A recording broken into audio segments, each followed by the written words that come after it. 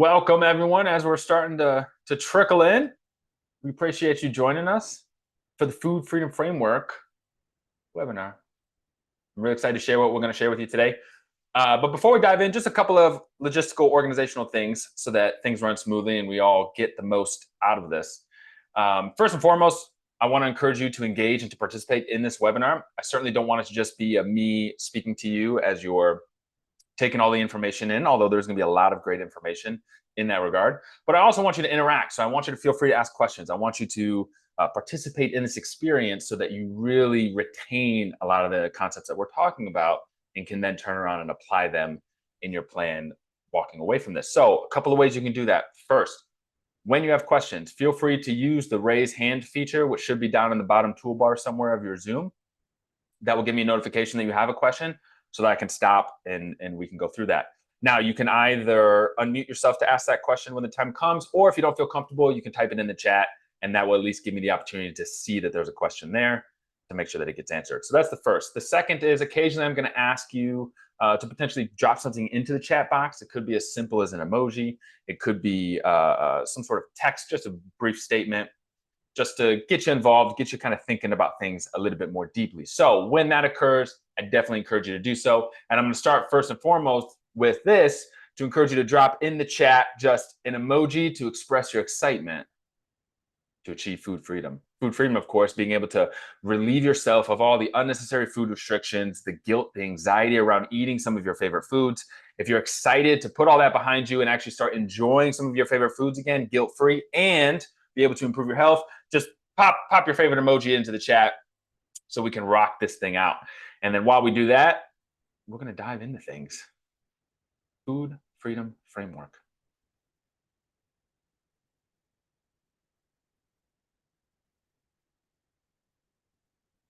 If I can hit all the correct buttons. Here we are, rocking and rolling now. So what is the Food Freedom Framework? The Food Freedom Framework is essentially this nutrition conceptual framework, in essence, that we've put together over the course of running this program for many years that has helped us help people, men and women just like yourselves, to really achieve the fitness results that they want. But more importantly than that, to create a lifestyle around both healthy living, but also being able to keep it sustainable and make it long-term and permanent. I'm sure we've all have tried our fair share of diets. And in fact, again, I encourage you to quickly just pop into the chat some of the diets that come to your mind that you've tried in the past, either with limited success or maybe no success at all, or maybe just short-lived success. Go ahead and pop that in the chat. Diets that you've tried, just list any that you can think of that you've personally done. And I'm sure we'll see an assortment of these because between all of us here present, I'm sure we've done them all and maybe many times over.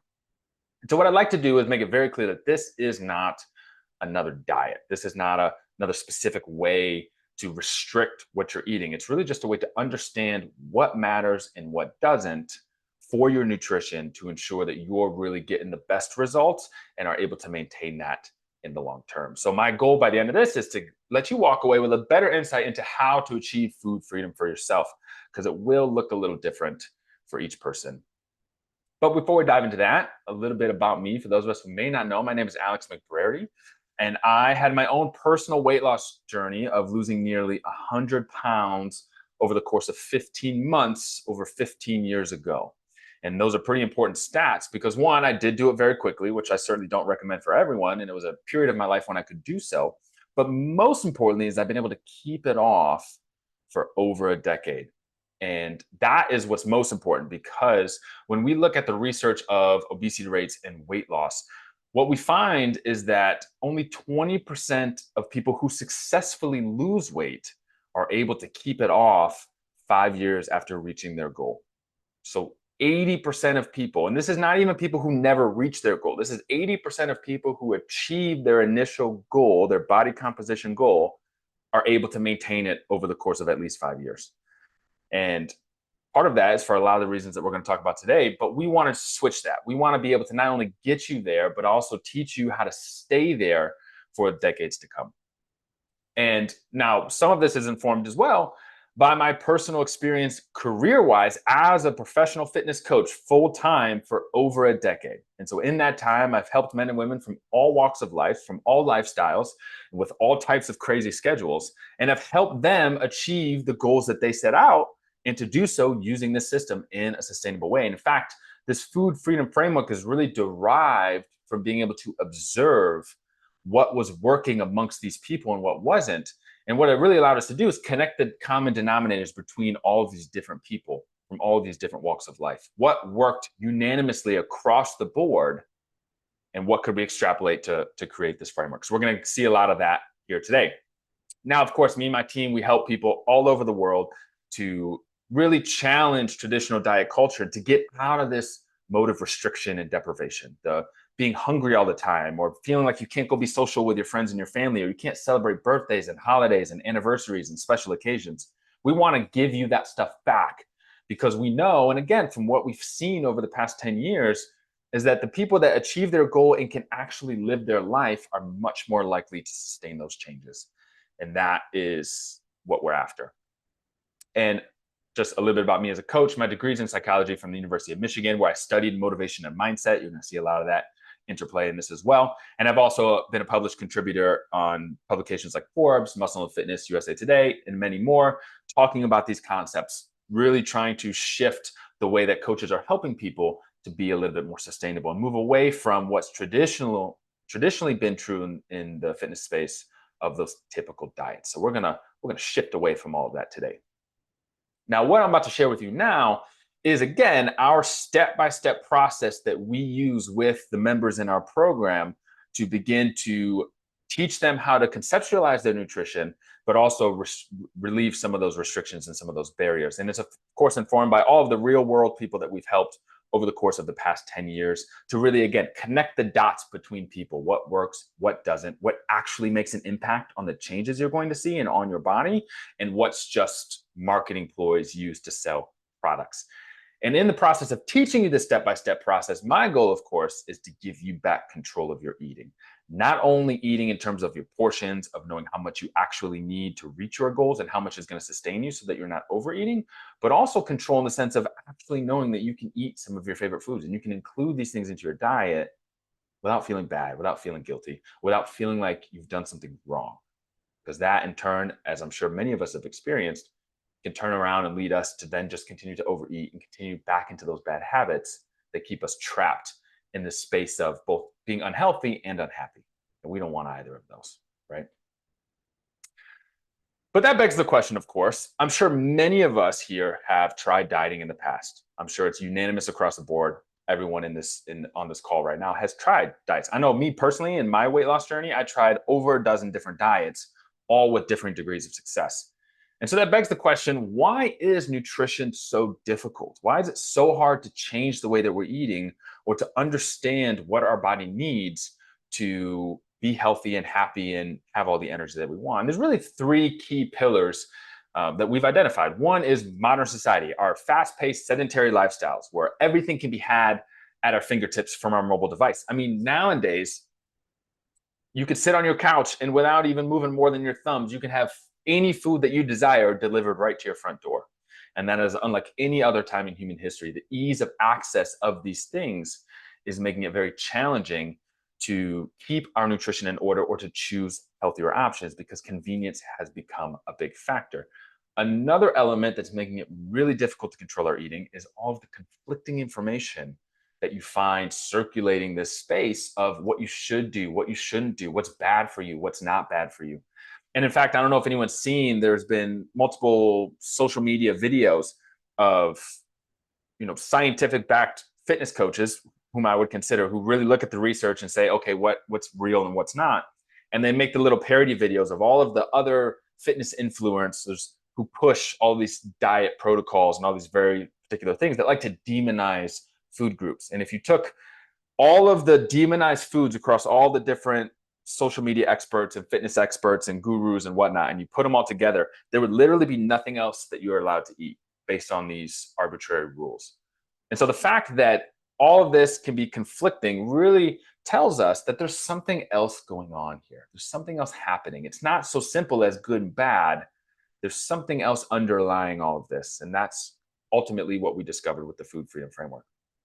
And then, of course, the last and probably the most difficult part of controlling our eating is the cultural significance. We don't just eat for sustenance. And I know some fitness coaches try to push that of food is just fuel, and it is fuel, but that's not all that it is. And to try to think of it as only fuel really robs us of the meaning and the significance that it plays in our life. The fact that it's how we celebrate, it's how we connect with people, it's how we have fun in many cases. If you think of people who consider themselves foodies or love trying new entrees or new cultural traditions or new dishes, there's so much more that comes into our diet other than just sustenance that if we just ignore or we try to silence, is really going to rob a lot of joy out of life. And even if you're not a big foodie to begin with, I think if you really think about it, there are moments where food does play a significant role. Comfort foods that we've had from our past, family traditions during the holidays, things that maybe you remember as a child that bring back those fond memories of that time in your life. All of these things play a role in this. And so, again, the one thing to keep in mind, which is great about achieving food freedom in this framework, is being able to recognize that there is cultural significance to food outside of just sustenance, and to be able to embrace those elements and to do so appropriately and in the right context instead of just negating it entirely. So, modern society, conflicting information, and the cultural significance all combine to just make it really difficult without a concerted effort to control the way that we're eating. But we're going to change all that because we're going to help empower you to achieve food freedoms. And there's really three tenets that are going to allow that to be possible. The first of which is understanding the actual, real scientific principles of nutrition for body composition change. And when we're talking about body composition, that can mean weight loss, it can mean weight gain in the sense of like if you want to build muscle, but it also just means maintaining a body weight. Once you get your goal, can you stay there? Can you turn it into a lifestyle and just go through your day to day enjoying all these things without much change in the way that your body, in the way that you look or in what you weigh or et cetera? So the first is understanding what matters and what doesn't, separating fact from fiction. That's going to be our first mission. The second is flexibility. We need to be able to be flexible in our approach because life is dynamic. It's not predictable. It's chaotic. It's rapidly changing. You could wake up with a plan one day and by 10 a.m. it's completely gone to shit.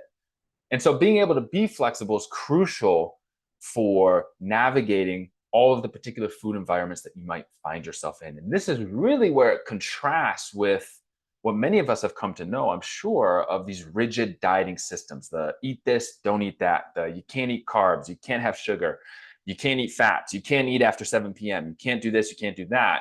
The really rigid structure helps people in the beginning because it allows them to focus their efforts into something that does provide results. But the challenge of those rigid structures is once that goes away, there's no sense of navigation thereafter to not revert back to those old habits. So we got to have flexibility.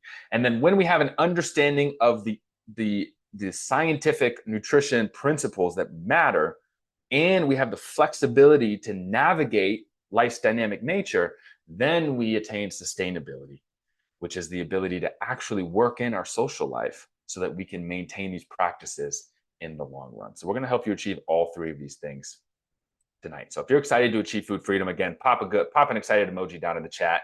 Let us know that you're excited because now we're diving into things. Because by the end of this, what you're going to get is you're going to be able to free yourself from fad diets and marketing gimmicks. All of the promotions you might see in the grocery store on the food packages, all of the diets you might be pushed on your social media feed with the paid advertising, all of that that's put in front of you, you're going to be able to clearly tell what's quality and what's not, what makes sense and what doesn't, what can you ignore and what can't you.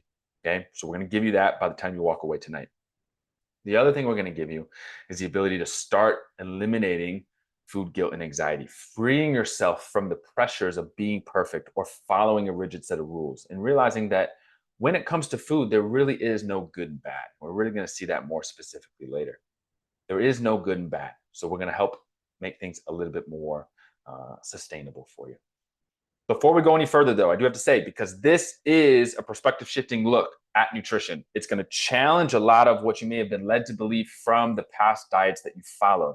So if you aren't ready to permanently shift how you view food and your diet, then this is the place where I recommend you stop, because it will not allow you to look at things the same way ever again. I equate it to that scene in The Matrix where Morpheus is presenting Neo with the red pill and the blue pill. If you take the blue pill, you wake up tomorrow morning in your normal life, you won't remember any of this. Red pill is you're going to learn the truth about things, but you'll never be able to go back to the way life was before. And as dramatic as that sounds, I totally get it. That's ultimately what this moment is for you. This is a red pill, blue pill moment. And I hope you're in this journey with me to take the red pill and really begin to understand how you can free yourself of these things and start enjoying life and all the things it has to offer, including the good food and the good restaurants, right?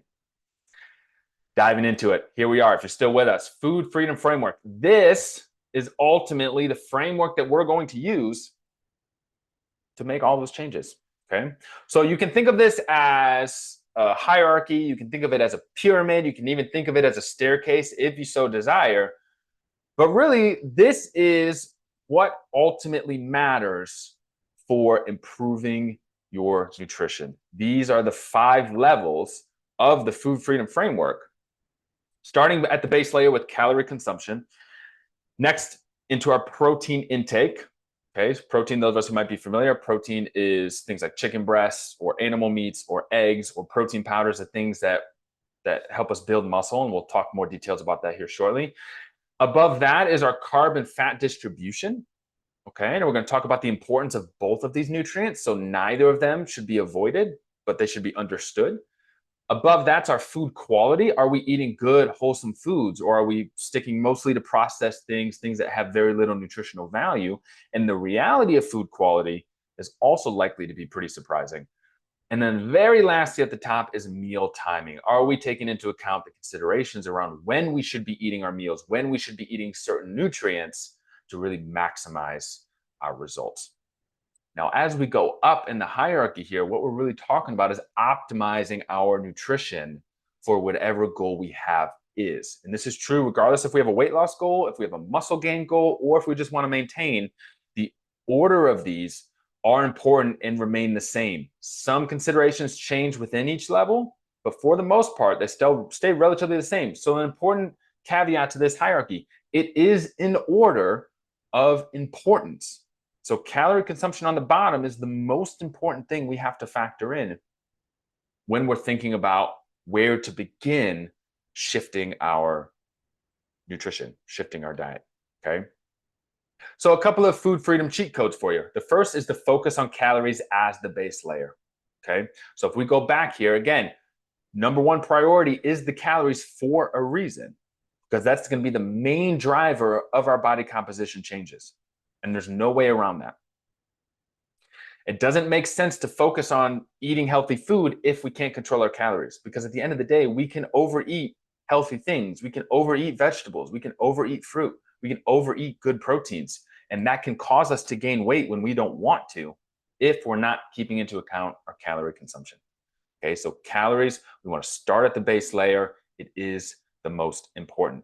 Then our second cheat code is to master each level before we advance to the next level. So if we go back again, this is how we work with members to implement this process. Because I understand 5 levels, 5 things to think about, all the considerations therein can be very overwhelming to try to put into place at one time. That's not what we want. We want to take this step by step so that it never becomes overwhelming. What that looks like, starting with calorie consumption and mastering that level, the ability to manage our calories without thinking of anything else. We've had members in this program eat nothing but fast food, but they just focus on not going over their calories or controlling their calories in order to see the success that they want. Okay, so it's about knowing what to focus on first. And in this case, it's calories. Then once you've mastered your ability to control your calories, then we'll go up and we'll start thinking about protein. How can we start getting good sources of protein, and how can we start getting enough? And again, we're going to go into details about all of these more here shortly. Once you've mastered protein, then you can continue to rise up as you optimize your diet. But it doesn't make sense to jump ahead if you've not mastered the lower levels, because it will be jumping over dollars for dimes. Okay, the things at the top play a much smaller role in your results than you may think. And in fact, that takes us to our third cheat code, which is calories and protein by themselves account for nearly 70% of the success that you're going to see from this hierarchy. 70% of your success, if we go back, 70% of your success is going to come from just protein and calorie consumption. If we control our calories and we get enough protein, that's all we need to focus. We're 70% of the way there. The remaining layers, carbs, fats, food quality, meal timing, all of that, consider that the details. Those are the finer details that if we want to optimize and we've mastered the lower levels, by all means, optimize.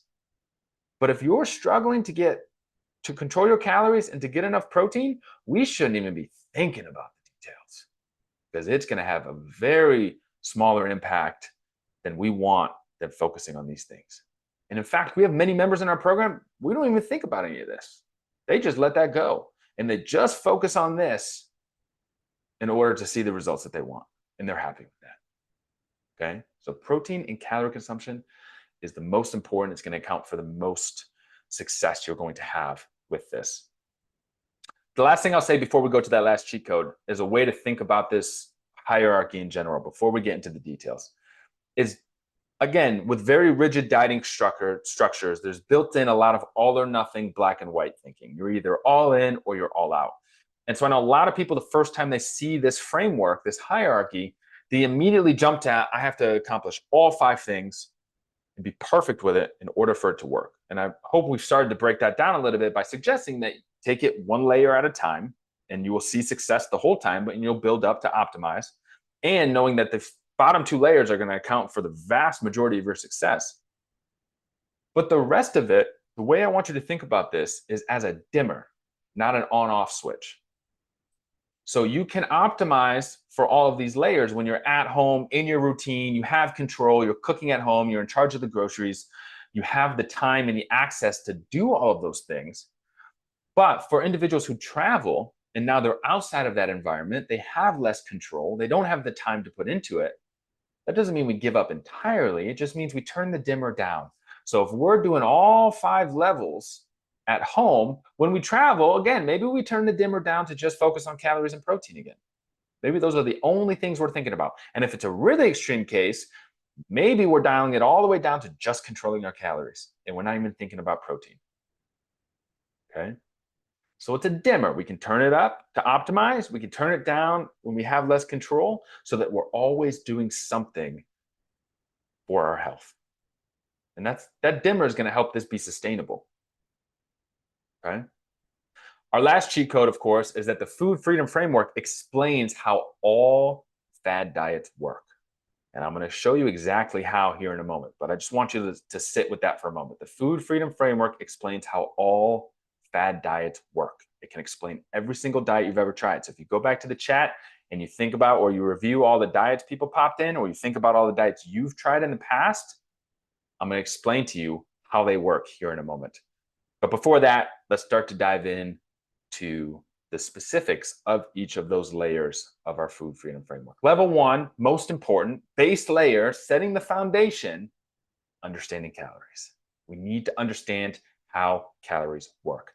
Now, it's important first to understand what is a calorie. And I'm sure many of us have some idea of what a calorie is. But at the end of the day, calories are a unit of energy. It's a measurement of how much energy in this particular substance we're getting. Okay?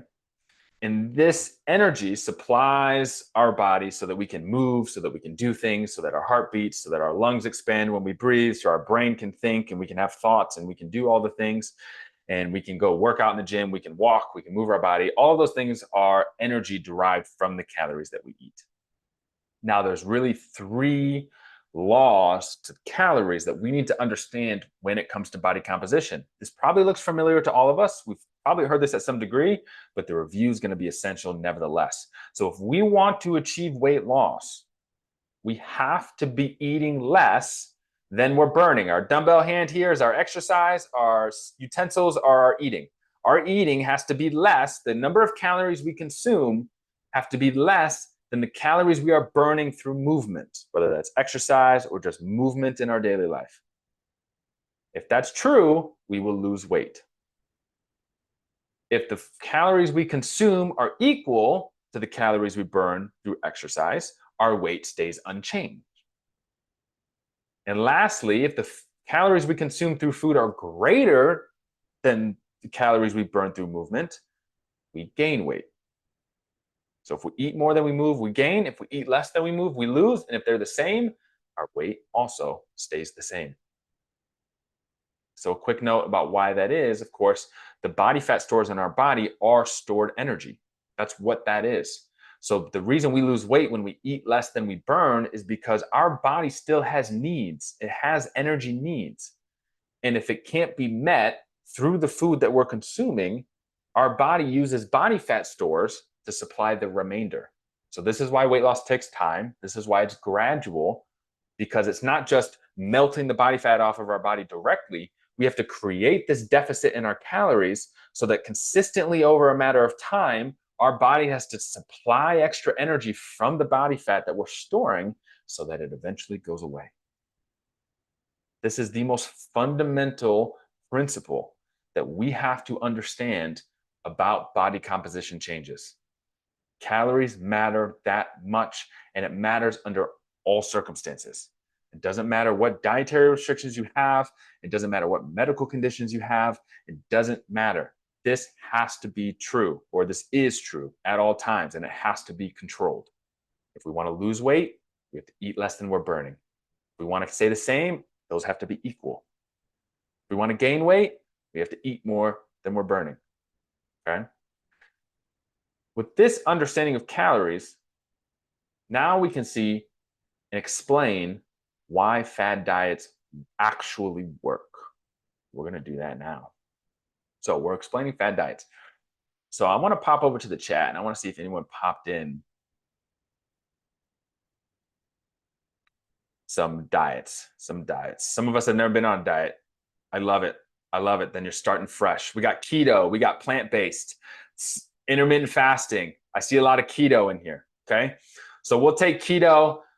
We'll take plant-based. And we'll take a couple others that come off the top of my head. So let's take keto, for example. One of the core tenets of keto is high fat, low carb. Okay. Avoiding carbohydrates, avoiding sugar, eating more fats so that you're using fats as energy. If we really think about that diet, high fat, low carb, weight loss, is ultimately manipulating our carb and fat distribution, how many carbs and how much fats we're consuming, in order to control our calories. That's all it's doing. It's just manipulating this variable in order to try to control our calories. Okay? Plant-based, whole food diets. We can even put paleo into that as well, right? These foods or these diets that really focus not on the nutrients per se, although there's an element to it, but rather on the quality of the food that you're eating. The quality of the food. What are we doing?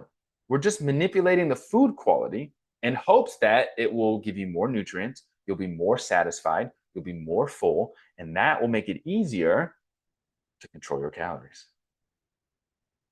Okay, so plant-based, paleo, those diets, they attempt to control food quality in order to control the calories. Intermittent fasting, not eating for a period of time throughout the day and shortening your eating window. All intermittent fasting is doing is it's controlling meal timing to help you control your calories. Okay? And we can apply this to every other diet that may be out there. You can use this framework to explain every diet you've ever heard of. They are manipulating one of these 4 layers: protein, carbs and fats, food quality, or meal timing in order to control your calories. Because it doesn't matter the quality of your food. If you are eating too many calories, you are going to gain weight. This is fantastic news, by the way, because it means we can ignore all of those diets. Because what they're doing is they're acting as the middleman. It's basically saying, we're going to manipulate one of these to control this, but we're not going to tell you about that. We're just going to tell you that something up here matters more than it does. And if we can now, since we can see that all they're doing is trying to control calories, we can ignore all of the arbitrary rules that those diets create. And we can just come back to this and understand, okay, well, if what really matters is that I control my calories, then why don't I just Focus on that and not worry about how much carbs I'm eating, or not worry about fasting for 16 hours when that doesn't work for my lifestyle. Okay. Now, changes or manipulations of these layers based on your lifestyle and your preferences, there is something to be said for that. And we'll look at that later, where sometimes we do manipulate these things because it makes us feel better and it makes it easier to control our calories. There are strategies involved. But what's important is that we recognize that a lot of the rules we might believe about food and about what's good and bad is really just arbitrary. It's made up to help sell something or sell the idea that one of these layers is more important than it actually is, or that it's serving a different purpose other than just a way to control our calories. Okay. Let's go ahead and pop an emoji in the comments if that was just like, holy cow, that makes so much sense. And that's going to make life so much easier for me. Because really, this is obliterating the idea that there's anything like a good or a bad food. So go ahead and pop that in the chat while we're moving along. But that's how we can use this framework to explain all the fad diets. So now we can just jump into how to control the layers in their level of importance to make our life a lot easier. So it's going to be great. I like it. It's making sense to a lot of people. It's what we love to hear. It's what we love to hear. So now that begs the question, of course, all right, Alex, great. If I eat less than I'm burning, I'm going to lose. If I eat more than I'm burning, I'm going to gain. And if it's the same, I'm going to stay the same. But how many calories should I be eating? Like, how do I know where to begin? Right? And that's a totally fair question. And so what we often do, there's obviously calorie calculators out there. I'm going to share one with you here so you can feel free to screenshot this. Also, everyone who's on the call today, you're going to get a recording of this webinar. So if you want to sit tight, you'll get that later so you can visit this link. But there are calorie calculators out there that take into account your height, your age, your weight, your activity levels, and kind of give you a starting point of a calorie goal based on whether you want to lose weight, gain weight, etc. So if you follow that link, 18fit.com/daily-calorie-goal, it will take you to an online calorie calculator that we have on our website where you can put your information in and get that starting point for yourself.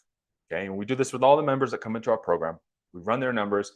We try to get a sense of what's a good baseline for them. And then once we have that number, we try to stick to it. So we generally recommend people log their food or track their eating in some way so they can clearly see if they're sticking to their calorie goal, reading nutrition labels, paying attention to how many calories are in things. But then most importantly, as we're doing that, we have to observe what's happening. And this is where guess, test, and reassess comes in. Because the thing about calories is it's not a static level. Again, calories is the energy that our body needs to supply for our activity. So if we're more active, we need more calories. If we're less active, we need less calories. If we weigh more, we need more calories. If you think about if we're storing extra body fat, think about putting a weight vest on, how much extra energy all day long it's going to take to carry that weight vest. It's no different when we're carrying extra body fat. So the heavier we are, inevitably, the more calories our body needs to sustain itself because of that extra work. But as we lose weight, our calorie needs decrease a little bit. We don't need as many calories anymore. So sometimes if you've ever been on a successful roll with your diet and then suddenly you hit a plateau where you stop losing weight, often it's because our body's calorie needs have adjusted and we're still eating calories that are now more like a maintenance instead of a loss because of the success that we've had. So that's why we say we have to guess, test, and reassess. What we're doing with a calorie calculator is it's giving us our best guess based on all of the data points for you. What is the best guess of the calories your body needs based on the goals that you have? And then we test it. We track our calories. We see what's happening. Are the changes occurring that we expect to see and that we want to see? And then after a period of time, we reassess. Are we still seeing progress at that calorie goal? If yes, great. Don't change anything. Are we not seeing any progress at all? Okay, maybe the calorie number is too high. First, we check that we're actually sticking to the calories. And if we are, it's probably too high. We lower it a little bit. Okay. If it works for a period of time and then it stops and we're double checking that we're actually sticking to it, then we lower it a little bit. So the first step is to follow this link, put your information in, get your starting goal, your guess. Test it, and then periodically reassess it as you're gauging your progress. Okay. But this is my recommendation for setting your calorie goal. And I recommend after the webinar today or later when you're rewatching the recording, visit that link, type the information in yourself so you can get that calorie goal. Okay. But at the end of the day, we have to, above all else, we have to control our calories. There is no way around that. Okay. But now if we go up to level 2 in that hierarchy, so we've got our base layer, calories, we're controlling them, we're rocking it. We've set our calorie goal, we're tracking our eating, we're sticking to it. We're not going above, we're not overeating, we're right where we need to be. Now we're starting to see progress. Weight's starting to drop, starting to feel better. Okay. Now we can graduate to level 2, which is our protein intake. What is the purpose of protein? Protein has 2 main benefits. The first is it builds not only muscle tissue, it builds all of the tissue in our body, our joints, our ligaments, all of our connective tissues, our skin even. Okay. Protein is responsible for building all of that. So we need to be consuming a lot of protein, especially if we're lifting weights, especially if we're being active, if we want to build muscle. I like to think of protein as Lego blocks. Okay. And when you're in the gym, strength training, building muscle, you're trying to build taller Lego towers, but you can't build a taller tower if you run out of the blocks. So we need to be getting protein so that we have an abundance of blocks with which we can start to build. Okay. But that's not the only benefit. The other is for the satiety benefits, or the ability for us to feel full, feel fuller. Because again, if we're trying to control our calories, we need to not be hungry all the time. Otherwise, that's going to be really, really difficult. So by eating more protein, we'll feel less hungry so that it's easier to stick to our calories. Now we start to see how these things come together. Okay. But why would we want muscle in the first place? Let's talk about that for a second, because I don't want to gloss over this. A lot of us might think, well, I don't want to get bulky. I don't want to look like a bodybuilder. I don't want a lot of muscle. And all of that is totally warranted. It's totally understandable.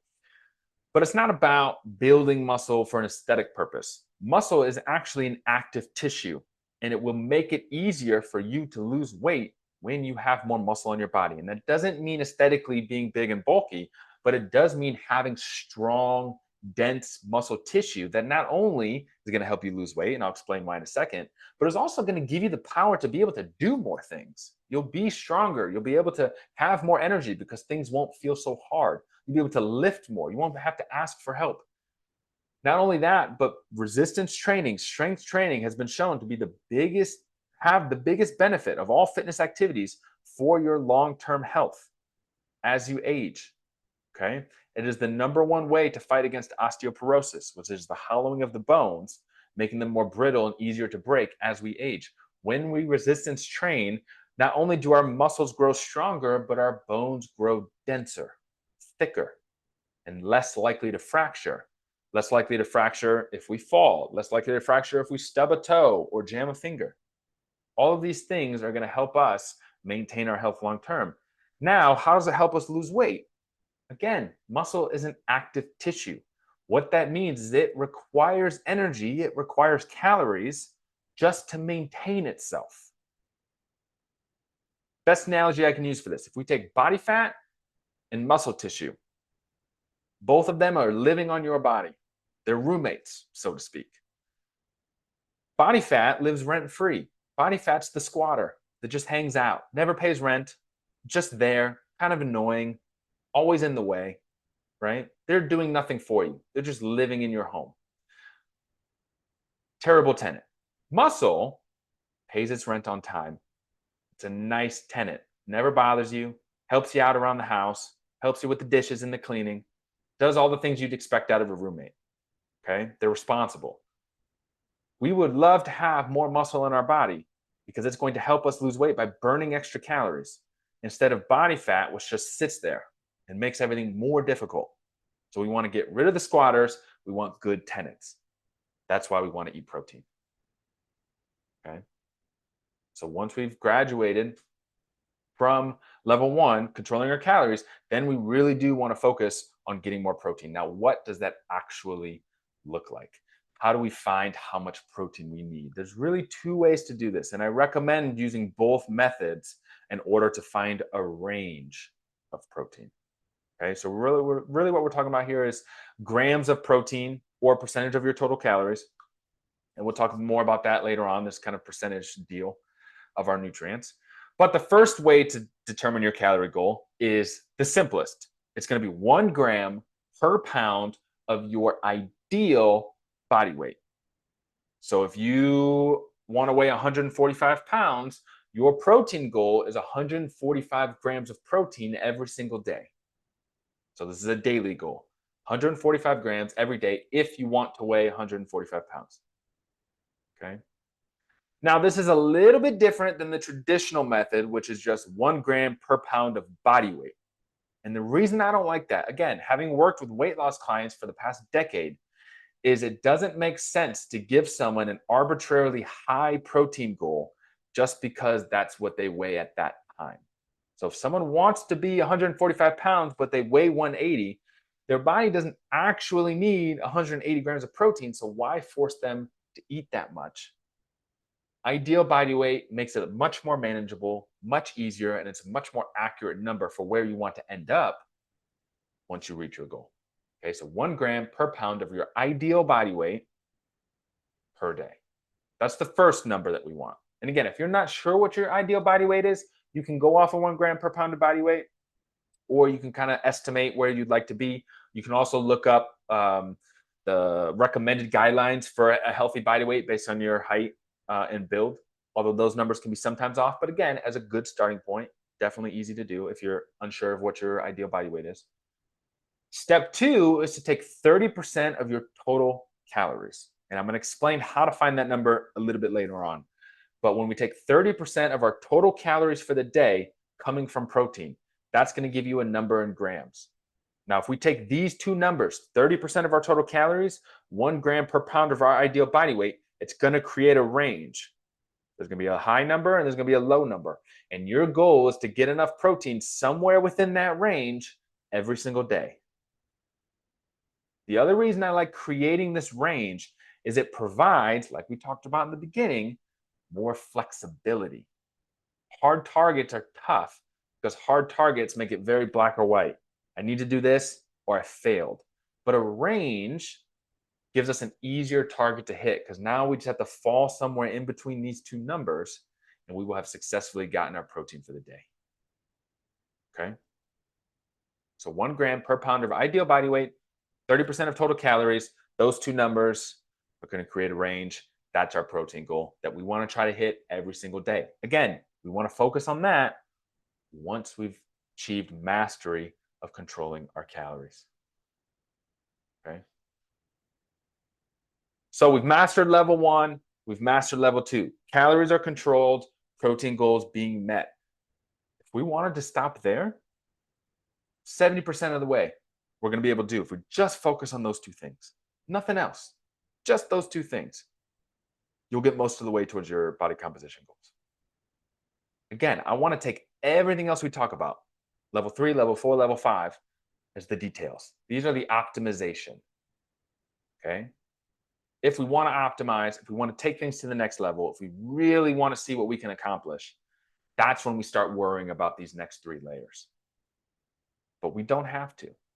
If we just want to lose a little bit of body fat, tone up a little bit, build a little bit of muscle, feel a little bit better in our skin, have clothes fit a little better, generally be healthy, calories and proteins, all you got to worry about. But maybe we want to optimize. So we're going to dump into those other layers. We're going to call it level 3.1 because now we're in the carbs and fats. Okay? Carbohydrates. First and foremost, carbs do not inherently lead to weight gain. Okay? There is nothing inherently bad about carbohydrates. In fact, they're one of the most important nutrients in our body because it's our main source of energy. It's the main source of energy our body uses for movement. Okay? Why do carbs get such a bad rap? I think it's for 3 reasons. One is that carbs are really easily accessible. If we think about all the grab and go foods, the things that don't require much preparation, things that are really easy to cook, it's all carbohydrates, right? Rice, pasta, potatoes, muffins, breads, etc. Okay? So it's easily accessible. They're cheap. Carbohydrates are cheap to produce, they're cheap to buy, cheap to consume. Okay? They're very, very cheap. And they're delicious. Easily accessible, cheap, delicious, and not very filling either. So because they're not very filling, it's easy to overeat carbohydrates. And because they're so accessible, it's easy to be around carbohydrates, to have access to eating lots of carbohydrates. So it's not that carbs inherently cause weight gain, it's that carbs make it easy to overeat and disrupt our calories, thus making it easier to gain weight. Okay?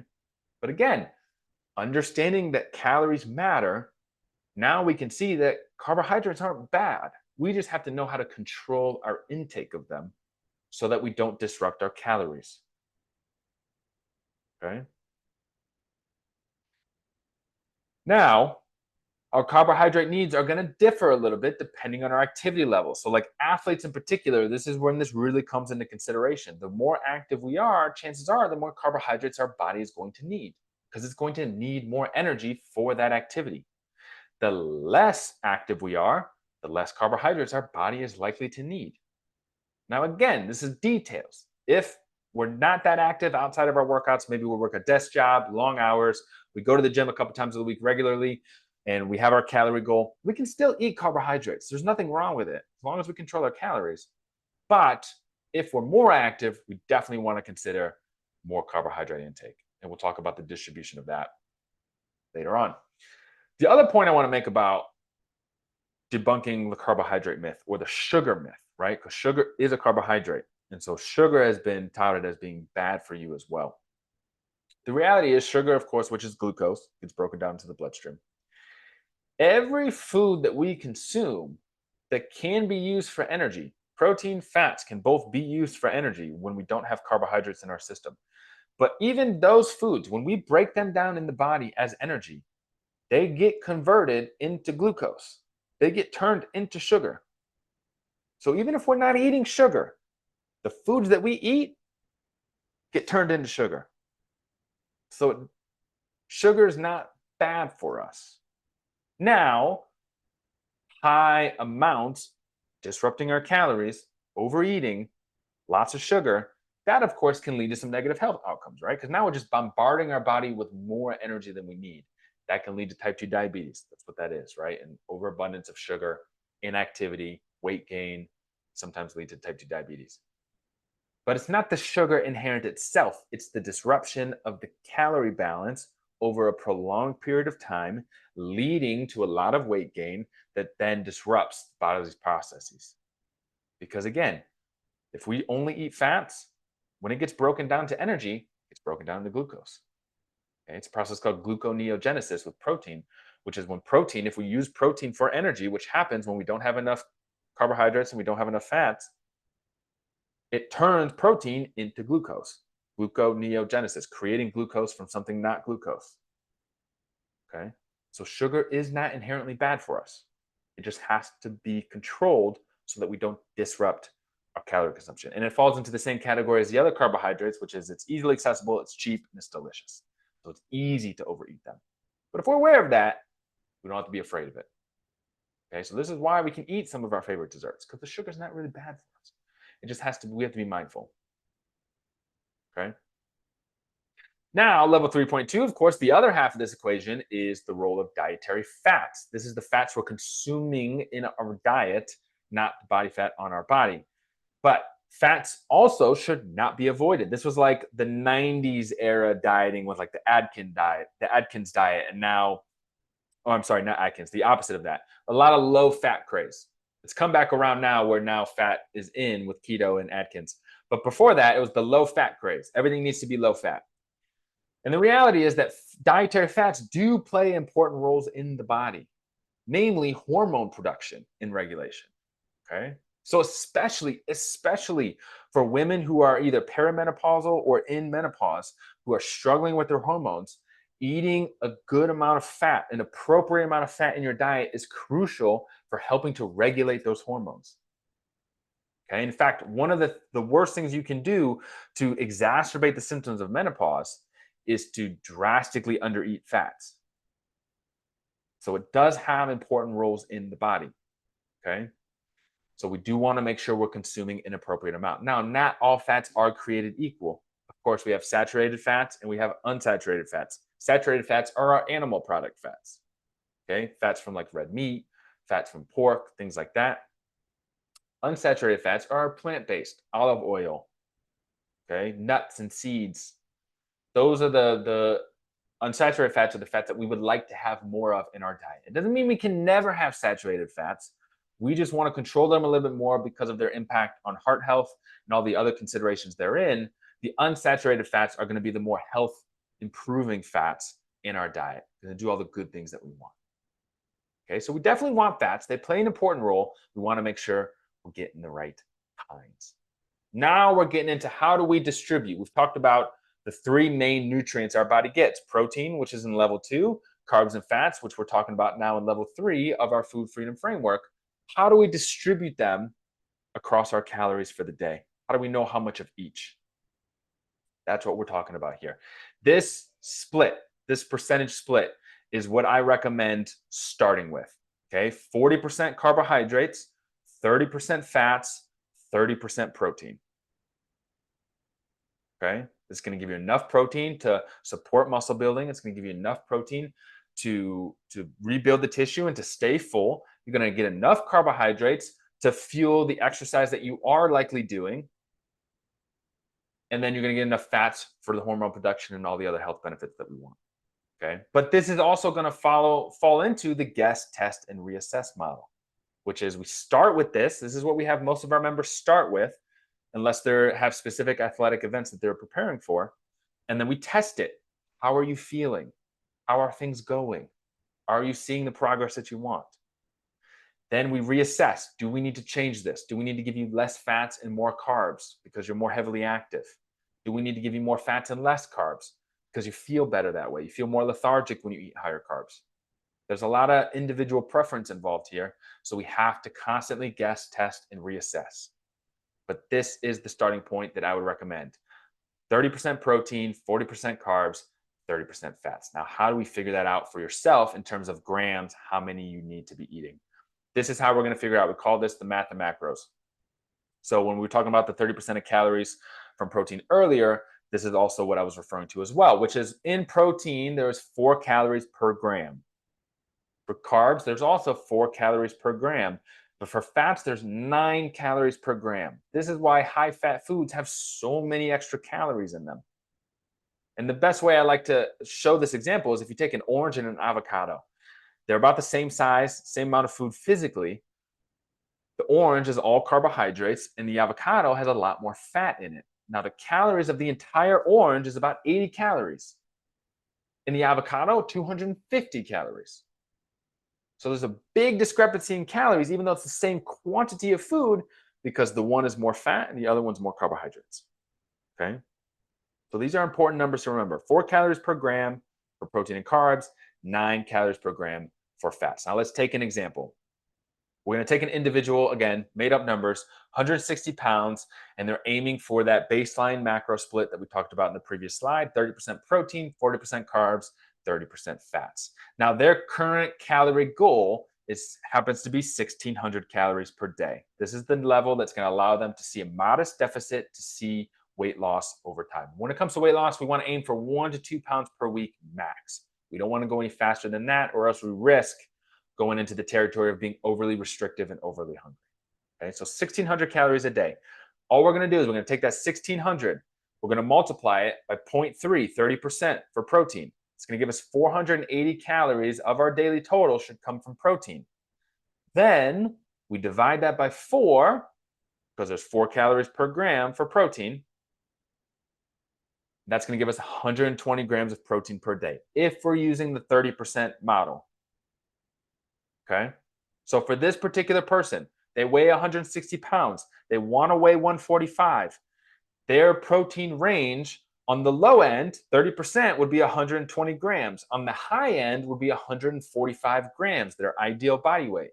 So their goal for protein daily is between 120 and 145 grams every single day. Okay, and that's how the math works out. We can do the same thing for carbohydrates. Take our total calories, 1,600, multiply it by 0.4, 40%, gives us 640 calories of our day comes from carbs, divided by 4, 160 grams of carbs per day, split across all of our meals. Same thing for fats. Multiply it by 30% because our goal is 30% fats, 480 calories divided by 9 because there's 9 calories per gram, 53 grams of fats. So once we get our calorie goal from the calculator, once we figure out our macro distribution, which again, if you're just starting, I would do 30, 30, and 40. And this is for otherwise healthy individuals. There are some medical conditions that warrant that changing. If we have diabetes, if we have some other nutrition-based medical issues, that's going to impact some of that distribution of nutrients. And so that's definitely something to get a consultation about so that we can make sure that we've covered that. But for an otherwise healthy person, take your calorie goal from the calorie calculator, take that distribution, the 30% protein, 40% carbs, 30% fats, run these numbers, okay? Do the math just like we did here. Total calories times the percentage divided by 4, or 9, depending on the nutrient. Now you have your nutrition goals for every day. And you split this up amongst your meals, okay? So that's how we figure out our distribution of these things if we want to optimize. Okay. So we've talked about our calorie consumption, our base layer, our most fundamental layer. We've talked about the importance of protein, needing that to build muscle, to be more satiated so we're not hungry. We've talked about the distribution of carbs and fats. Higher carb if we tend to be more active. We can choose to go lower carb if we aren't as active or if we prefer it, because there is preference involved here. But as long as we're able to control our calorie consumption, whatever we decide to do here works out. Now, here's why we don't have to worry about this if we don't want to from this last slide. All of our calories are coming from some combination of these 3 things, okay? Some combination of these. In fact, I want to go all the way back to the pie chart. So our pie chart here, our total pie chart is our total calories. If we're just focused on protein and we hit our 30% protein, and we're controlling our calories so that we don't go over our calories, these will work themselves out. They'll be at some distribution. There's no saying it won't be 20 and 50. There's no saying it won't be 40 and 30. There's no telling what it'll be. It could vary from day to day. But by its very nature, if we're controlling our calories, we're controlling the boundary of this pie chart. And so if we control the protein, these will automatically work themselves out. And that's why we don't really have to focus on it unless we want to optimize for athletic performance or if we really want to take things to the next level. Okay. So give me a thumbs up emoji in the chat if that makes sense. The idea that just controlling calories and protein allows the fats and carbs to work themselves out because there's a limitation because of our calorie control. Okay. So give me a thumbs up in the chat if that makes sense to you. That's computing in your brain. I want to make sure everyone understands that because it's a very important part of this. Okay. Nice. I see a lot of thumbs up. I love to see it. Okay. So now we're going to jump into level 4. And I know I'm running a little late, so I'm going to hustle this because I appreciate you guys taking your Monday evening to chat with me. But I want to make sure we get through all of the levels here. So level 4, food quality. This is the one that's hugely preferential. Obviously, food quality is important. We want to eat wholesome foods. But I'm sure it shocked a lot of you to see it so high up in the hierarchy in terms of importance or lack thereof. And that's because it really is much less important than you think when you're controlling your calories. Okay. So now, again, all in an effort to avoid arbitrary rules and avoid the good versus bad debate of foods being good or bad, we like to use this stoplight system in our program. So this, again, I want to reiterate, food quality is important for how we feel. Do we have more energy? Do we feel lethargic? Do we feel good after eating the meal? Because there are certainly foods that don't leave us that way. If we're eating a lot of fried foods, if we're eating a lot of high sugar foods, we can get tummy aches, we can feel really lethargic, we can become bloated. There's a lot of negative side effects of eating food that's heavily processed or heavily fried. So how we feel is really where food quality comes into play, again, for otherwise healthy individuals. So our red, yellow, green stoplight system works really well to navigate how often we're indulging in certain things. So our green foods are our everyday foods. These are the foods that are most optimal towards our health goals. They're foods that support our energy and we feel great afterwards. Yellow is the foods that can somewhat disrupt health goals. So they could be either something that lead to bloating, lead us to feel more lethargic, so we move less, we burn less calories. Maybe they're higher calorie in nature, so it's easier for us to overeat because we have them. These are all sometimes foods that we include them on occasion. We can kind of carve a space for them, but we certainly don't want to do it every day. And then our red is our special occasion foods. So not our off limits food, just our special occasion foods that require special planning. So if we know we're going to have this on a particular day, maybe it's an anniversary dinner, we want to plan ahead that we carve the calories for that so it's not disrupting the rest of our day. Okay. So our red, yellow, green system. Now, the important thing to keep in mind with this is we're shifting the comparison between good and bad, and not we're taking out the moral part of the question. It's not good versus bad foods. Instead, I encourage you to think about it as useful versus not useful. Useful are foods that help you get closer to your goals, and not useful are foods that take you further away. Okay. So the green, yellow, red is how useful or how not useful are these foods towards your goals. That doesn't mean you're never going to have them. It just means you need to do so strategically so that you don't throw yourself off and throw off your calories. Because it's totally possible to have special occasion foods and stay within your calories and not gain any weight. It could be as if it never happened. But we just got to understand that we shouldn't be doing it all the time. Okay, so there is a bit of moderation that needs to be involved here, even though we don't have to cut them out completely. But that's our main consideration with food quality. And this comes with time because, again, it's so individualistic. What are foods that make one person feel good might make someone else not feel good. Some people can eat pasta and feel great. Other people eat pasta and all they want to do is take a nap. So it's really about feeling out for you what this means. But here are some guidelines that you can use to start to categorize your foods. Okay, but this again falls into our guess, test, and reassess model. We have to be guessing. We have to see how we feel and evaluate, and then we reassess if it's something we should keep or if we need to move it into a different category. All right. Now, do me a favor in the chat, type in your absolute favorite special occasion food. If you had one last meal that you could have a special occasion food, type it in whatever it is for you. Type it in the chat box. I'm curious what it is. Mine would probably be some sort of cheesecake, I'm sure. Now, lastly, we're up at level 5. Level 5 with our meal timing. Now, there are some considerations here if we really want to optimize for building muscle and for our workouts or for athletic performance. But again, now we're in the details, the deep, deep, deep details. So if we don't want to worry about any of this, we don't have to. But the main question we're asking ourselves with controlling our meal timing, does whatever meal timing schedule you set, does it help you control your calories? Okay.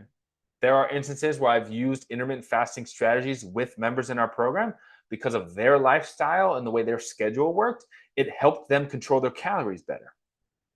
Okay. In fact, I have one example off the top of my head. His name was Brian Cooper, and he lives out in Los Angeles. He's a comedian. He's an actor and a producer, and he has a food series online where he rates restaurants. He goes to foods and he critiques the food. And so his very job is to go out and eat at restaurants. So when he joined the program, I couldn't just tell him to stop eating out because it was quite, I know what we're all thinking, it's the greatest job in the world, and I'm sure it is. But I couldn't just tell him to stop eating. So instead, we utilized strategies from intermittent fasting to create a larger amount of calories that he could spend when he went and did these food reviews so that he could still, even though he was eating at restaurants, he was able to control his total calories, and it allowed him to see and lose over 30 pounds throughout his time in the program. Okay. So we can use it to help control calories, but we don't have to be super worried about it if we're still trying to master the lower levels. But there's some considerations for the specific nutrients that I do want to give you quickly. The first is with protein. We want to get protein consistently throughout the day. We want to constantly be consuming protein. Easiest way to remember this, every time you eat something, try to get some protein. Okay? Protein is hard because you won't get enough by accident. Not like carbohydrates where it's just plentiful everywhere. You really do have to seek out protein. But try to get protein in every single meal. If you happen to not be perfect with this, that's totally okay because the research shows that as long as you hit your daily goal, your range, you're still going to be fine. Everything's going to work out. Okay. We want to get a little bit more optimized with carbohydrates. We want to think about consuming a larger portion of our carbs, both pre and post workout. Okay. That's why you hear about the pre and post workout meal. So good carbohydrates pre-workout, good meal of higher carbs post-workout, and then maybe your third meal of the day is a little less carbohydrates or whatever's left. Okay. But again, we don't have to worry about that if we don't want to. We can just try to eat our total carbs for the day, however it's easiest for us to do so. And then with fats, there are no special considerations with time. Just eat them whenever. Just make sure you don't go overboard because they will be higher in calories. Okay. So if we really want to optimize for the nutrient meal timing, this is it. Otherwise, honestly, whatever works best for your schedule, that's the meal timing you should follow. Does it help you control your calories? Now, quickly, a couple of success stories about individuals who have been following this framework and saw great results, other than Brian Cooper, who I just shared about. The first is Sandy. Her nickname is the Living Legend because when she came and joined our program, she lost in total 125 pounds. She lost 95 of that with us. And the reason she got the nickname Living Legend is the reason she wanted to lose the weight was she worked as a cardiologist ultrasound tech, and she was when she came to us, she was training other ultrasound techs how to screen for certain conditions. And so one of the work trips she took every year was out to Samoa, the islands in the Pacific, to screen the locals for this heart condition that was known to be pretty prevalent in that area. And so they had the equipment to do so. And one of the excursions that they would do every time they went on this trip was there was a cliff diving excursion where they would climb up this cliffside and they would jump off into the water. And the challenge for her when she came to us is the only way to the top was you had to actually climb the cliff. And she was never physically able to do so. So every year that she went on this trip, she would have to sit on the beach and watch everyone else in her party have the time of their lives. And so she came to us, she said, Alex, I want to be able to climb that cliff. I want to be able to jump off with everyone else. And she did just that. She lost 125 pounds. The following year, she went, she climbed that cliff, she jumped off. The rest is history. So there you go, Sandy, living legend. The other one is Brittany. Now, this first picture was at her sister's wedding, which I was actually in attendance for because her sister was a former client of mine. And then she came to me after that picture was taken. She said, Alex, I'm just not happy with the way I look. I'm not comfortable in my skin. I want to improve. I want to get better. And her biggest challenge was she works as a mortgage banker, very demanding schedule, very long work hours, very high stress in her workplace environment. And so she struggled with a lot of emotional eating. She struggled with a lot of trying to navigate her diet when she was glued to her desk all day long. And so she needed more flexibility in her approach. And so when we implemented this food freedom framework over the course of a few months, obviously there's the after picture. She was able to crush it and really feel like herself again, which is, of course, amazing. And then our last example here, which is Mikhail, who happens to be in the audience with us now. Mikhail came to me after actually seeing Brittany's transformation because they worked together at the time. And he approached me because he wanted to get in shape for his wedding. And so we worked together. Obviously, you can see the after picture there. And the cool thing about Mikhail is he has since become a coach on our team. That's why he's here in the chat with us. He now helps us coach other members through this same or similar transformation because it worked that well and it really gave him back. Now he does all sorts of athletics. He's training for a triathlon now in his spare time. So it's really cool to see just the transformation he's gone through and how that's developed into this lifestyle of health and fitness. So it really does work. People from all walks of life, from all backgrounds, when you apply these principles, the food freedom framework, the calorie consumption, the protein, the carbs, the fats, the food quality, and the meal timing, and you focus on them in time at the appropriate junction point when you've mastered each level, it's going to open up a world of opportunity for you where you can enjoy the things that you love and maintain all of the health that you have. So I really, again, I know we went a little late, so I appreciate you taking your Monday evening to chat with us. And I do want to give you guys some great bonus offers for being here with us to help you along your health journey as a token of our appreciation. The first is I'm going to email everyone a recording of today's webinar. So that will come to you in a separate email once we've got it edited and uploaded. But look out for that. If there's any piece that you may not remember, you'll be able to go back at any point in time and rewatch the whole thing. The second thing I want to offer you is a complimentary weight loss strategy call. If you're getting all this information and you're like, Alex, this makes so much sense. This sounds great, but I need to figure out how to put it into practice. That's what this weight loss strategy call is for. You're gonna be able to talk to either myself or another coach on my team, and we're really gonna be able to get to understand your situation better so we can give you tips and pointers for where to begin implementing this process in your own life. Okay, because admittedly, within each level, there's a number of different strategies that you could use. And so we want to make sure that we are implementing them appropriately. Okay. Not only that, when you jump on that complimentary weight loss call, if you book this call within the next 24 hours, and Mikhail has graciously popped the link in the chat for you to book that call. So you can use that now if you'd like to book your strategy call to get on the calendar. If you schedule a call within the next 24 hours, it does not have to be completed, but if it's on the calendar within the next 24 hours, and after that call, if you decide you would like extra support, implementing this food freedom framework into your life to get those same or even better results as those people that I shared with you, we'll give you $100 off our 12-week coaching transformation program. Okay, so you can get $100 off the 12-week program if that call is on the calendar within the next 24 hours. And you decide to join. You can do the call and decide not to join as well. We'd still want to help you out, get you pointed in the right direction. But that's not all, said Billy Mays. We're also going to give you free access to the 5 laws of weight loss training video. So everything we talked about today, those 5 principles, the hierarchy, the food freedom framework, is the nutrition fundamentals you need to understand in order to see the success that you want. This training, the 5 laws of weight loss, talks about the 5 behavioral laws that you have to follow in order to see results. So if you take everything you learned today and everything you could learn in that video and you put them together, you will have the entire playbook for how to transform your health and your fitness. Okay, so we're going to give you access to that as well. We're also going to give you the lower back pain protocol. This is a workout that you can do at home. If you've ever had a really tight lower back, or if you've ever thrown your back out and you weren't able to do things for days, this is the workout that we use with our members that can fix your back in a matter of a couple of walkthroughs through the protocol. Okay, so it's a series of stretches and exercises that you can do right at home. They require zero equipment.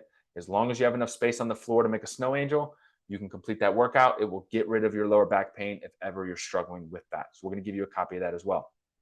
The last thing that I want to give you, among all those other freebies, is I want to ask you for a quick favor in exchange. If you give us a Google review about this webinar, and you should have an email, since we're running a little late, you'll have an email in your inbox as we speak with the link to all of those freebies from the last slide, as well as a link to leave us a testimonial about today's webinar. We will give you 83% off our Food Freedom Bundle. Now, what is the Food Freedom Bundle? Today, you learned the Food Freedom Framework. The bundle encompasses all of the other tools that you need to truly achieve food freedom. And that's going to include the Social Eating Mastery mini course. This is a video series that's going to teach you how to master the social eating environment so that you can stay on track with your calories, you can still hit your protein, and still have a social life. So you're going to get that as part of this bundle. Not only that, but we have the Restaurant Survival Guide, a video and a written guide. How can you have the strategies to eat at restaurants without completely ruining your nutrition? That's part of this bundle. And lastly, the scripts to shut down food pursuits. If you've ever been at a party or at a restaurant with friends or family, maybe at a family gathering for a holiday, and there's just that one particular person that won't let you not eat things you don't want. They're constantly pushing food down your throat. They're trying to make you a plate of food. They're trying to get you to try things, even if you don't want it. It's a big challenge that a lot of people face when they're starting to improve their nutrition. And we're going to give you 5 scripts that you can actually take word for word, use them in these environments to shut those food pushers down without it being awkward. Okay, so there's gonna be a video and a guide with those scripts that you can use verbatim to shut down these situations so that you're not impacting your diet because of other people pushing things on you. Okay, so again, I'm gonna ask for something in return for this. If you leave us a review about this webinar via the link in that email in your inbox, once you've completed that, send us a quick email. You'll have instructions to do that in that email. We're gonna give you 83% off this bundle. It's normally not $99. You're going to get this for just $17. I'll give you a special discount code as a thank you for leaving that review. You'll get all these extra courses and materials as well. Everything you'll need to truly achieve food freedom. So with that, again, I so graciously appreciate you guys being here. Excuse me. I will stick around for a few moments. If you have any questions at all, feel free to pop on. Feel free to pop them in the chat. I'm here to answer for as long as you need. Take a look at that email for your freebies. Please consider leaving us a review. I would love to give you that discount for the Food Freedom Bundle so that we can help you achieve food freedom and get those calls scheduled. Use that link in the chat now. It's also in that email you just received as well. book your call, get it on the calendar right now while you're thinking about it, so that if you decide that this program is right for you and you want help over the 12-week transformation, achieving food freedom, you get a little bit of a discount in the process. But again, I greatly appreciate you spending your Monday evening with me, and I really hope you got a lot of useful information out of this webinar. So thank you.